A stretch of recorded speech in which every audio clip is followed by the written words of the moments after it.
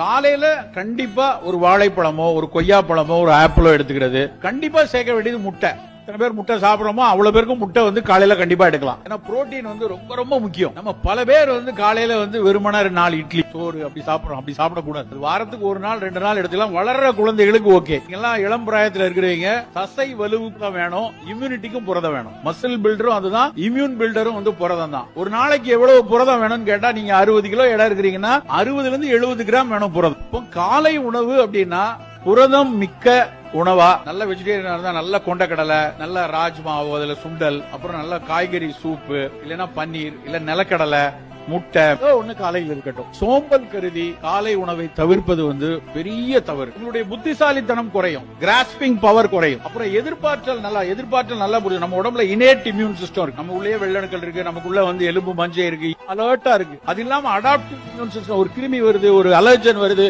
அதை எதிர்ப்பதற்குரிய இது ரெண்டுக்கும் புரதம் வேணும். புரதம் சரியாக இல்லைன்னா நம்ம நோஞ்சான ஆகி டக்குன்னு ஒரு காய்ச்சல் வந்துடும். சோ எவ்வளவுக்கு எவ்வளவு சத்தான உணவுகள், மரபு உணவுகள் முக்கியமோ அந்த அளவு நேரம் தவறாமல் காலை உணவு உங்களுக்கு மிக மிக முக்கியம்.